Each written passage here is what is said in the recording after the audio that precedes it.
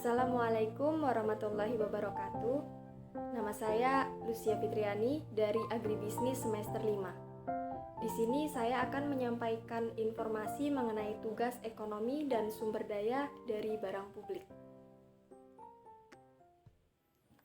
Barang publik di sekitar dan eksternalitas peternakan ayam pedaging. Yang pertama, barang publik. Barang publik merupakan barang yang memiliki sifat non-rival dan non-eksklusif. Ini berarti konsumsi atas barang tersebut oleh suatu individu tidak mengurangi jumlah barang yang tersedia untuk dikonsumsi oleh individu lainnya. Barang publik di sekitar diantaranya yang pertama, jalan raya. Kebanyakan pengguna jalan tidak mengurangi manfaat dari jalan tersebut, dan semua orang dapat menikmati jalan raya sebagai akses lalu lintas atau non-eksklusif. Yang kedua, taman kota. Setiap orang yang ingin menikmati keindahan taman atau sekedar beristirahat dapat memasuki taman tanpa mengeluarkan biaya untuk masuk ke dalam taman, karena taman merupakan barang yang bersifat publik. Yang ketiga, lampu lalu lintas. Kita bisa memanfaatkan lampu lalu lintas sebagai tanda jalan dan pengatur arus kendaraan tanpa perlu mengeluarkan biaya atau usaha apapun. Selanjutnya, yang keempat, jembatan penyeberangan. Jembatan merupakan barang publik karena siapapun yang melaluinya tidak perlu melakukan usaha apapun. Karena jembatan merupakan fasilitas yang telah disediakan untuk dinikmati masyarakat umum. Selanjutnya, mengenai eksternalitas usaha peternakan ayam pedaging Bakung Hazri Farm akan disampaikan oleh Saudari Feni Pratiwi.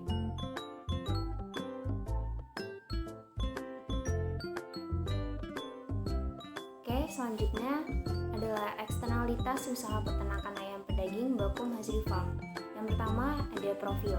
Profil dari Hazri Farm adalah peternakan ayam pedaging yang beralamat di Jalan Banten, Gang Bukit Teluk Betung Barat, Bandar Lampung.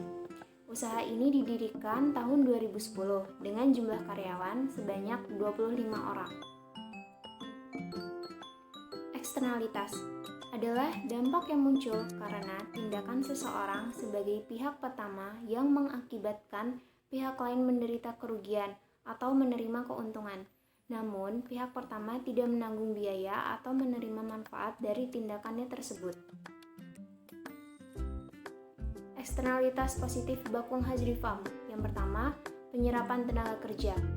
Lokasi usaha dekat dengan rumah, memberikan akses yang mudah untuk masyarakat berangkat bekerja sehingga meminimalisir waktu, ongkos atau biaya sehingga pendapatan bisa dialokasikan untuk kebutuhan keluarga yang lebih penting.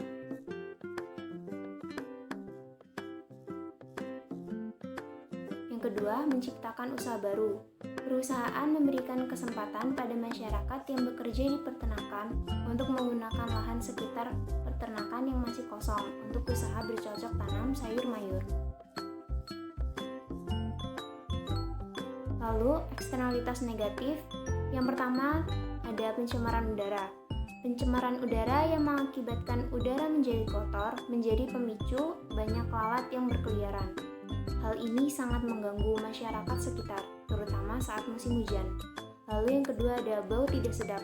Limbah feses ayam menimbulkan bau yang tidak sedap di area peternakan hingga ke area pemukiman masyarakat, sehingga mengganggu kenyamanan warga sekitar, terutama di malam hari. Selanjutnya, hal yang dilakukan untuk pengusaha akan dijelaskan oleh Anifah. Pada Anifah, saya persilakan.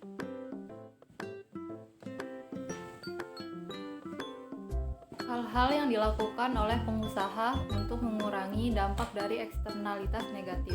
Yang pertama, untuk mengurangi pencemaran udara yang ditimbulkan dari usaha budidaya ayam, pemilik usaha Bapak Hazri Setiawan selalu mengupayakan kebersihan kandang dan area kandang. Pemilik juga membuat ventilasi udara yang cukup sehingga sirkulasi udara tetap terjaga.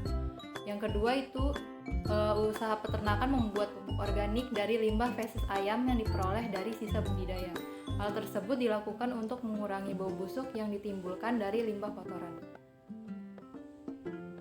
Solusi menurut kelompok, karena masyarakat memanfaatkan lahan kosong sebagai tempat usaha budidaya, sebaiknya pemberian pupuk gratis dilakukan oleh usaha peternakan sebagai bentuk dukungan terhadap produktivitas masyarakat sekitar dan pada akhirnya membantu perekonomian secara keseluruhan. Hak kepemilikan, usaha peternakan Bakung Hazri Farm tergolong private property. Dalam hal kepemilikan karena yang mengelola merupakan badan non-pemerintah. Golongan private property biasanya diolah oleh sekelompok individu untuk menjalankan suatu usaha. Demikian yang dapat kami sampaikan. Mohon maaf apabila ada kekurangan. Kami akhiri. Wassalamualaikum warahmatullahi wabarakatuh.